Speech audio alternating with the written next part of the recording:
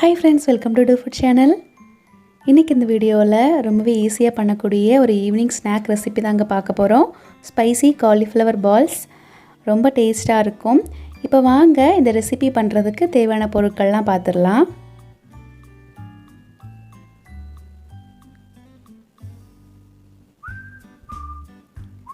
இந்த சூப்பரான snack recipe இப்போ எப்படி பண்ணலாம்னு பார்க்கலாம். அதுக்கு ஒரு பாத்திரத்துல ஒரு மீடியம் சைஸ் காலிஃப்ளவரை இந்த மாதிரி நல்ல பொடியா நறுக்கி வச்சுக்கோங்க.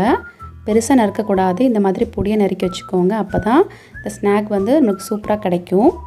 இப்போ இத வேக வைக்கலாம். அதுக்கு ஒரு பாத்திரத்துல தேவையான அளவு தண்ணி சேர்த்துக்கோங்க. தண்ணி இந்த மாதிரி லைட்டா கொதிக்க ஆரம்பிக்கும்போது இதல கொஞ்சமா உப்பு சேர்த்துறலாம்.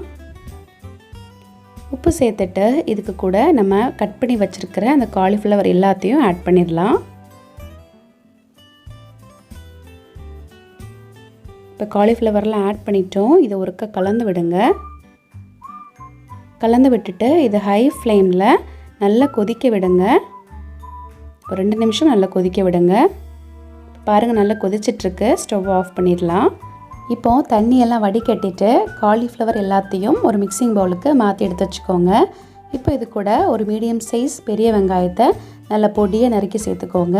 காரத்துக்காக 2 பச்சை மிளகாய் இந்த மாதிரி கட் பண்ணி சேர்த்துக்கோங்க.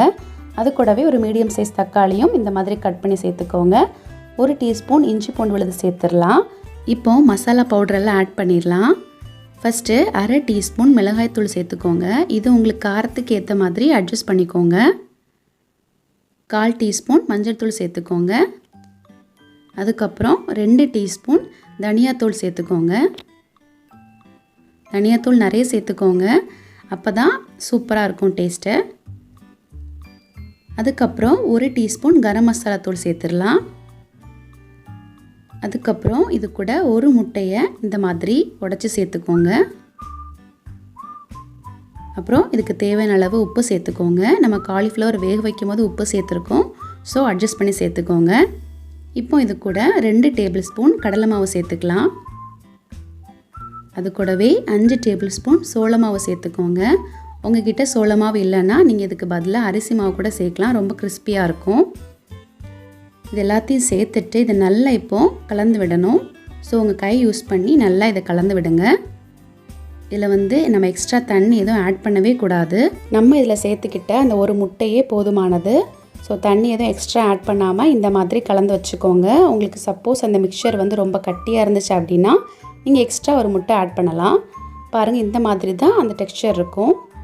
இப்போ இது எல்லாத்தையும் நம்ம எண்ணெயில் போட்டு ஃப்ரை பண்ணி எடுக்க போகிறோம். அதுக்கு ஒரு கடாயில் தேவையான அளவு எண்ணெய் சேர்த்துக்கோங்க. எண்ணெய் சூடானதும் நம்ம தயாரித்து வச்சுருக்கிற அந்த காலிஃப்ளவர் கலவையிலேருந்து இந்த மாதிரி சின்ன சின்ன உருண்டைகளாக எடுத்துக்கலாம். அதை ஒவ்வொன்றா சேர்த்துக்கோங்க. ஃப்ளேம் வந்து மீடியம் ஃப்ளேமில் வச்சு இந்த மாதிரி சேர்த்துக்கோங்க.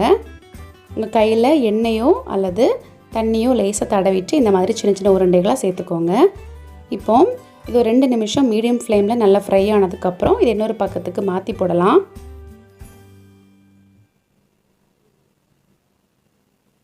எல்லாத்தையும் இந்த மாதிரி மாற்றி போட்டுக்கோங்க. பாருங்கள் 2 சைடுமே நல்லா ப்ரௌன் கலரில் ஆகணும்.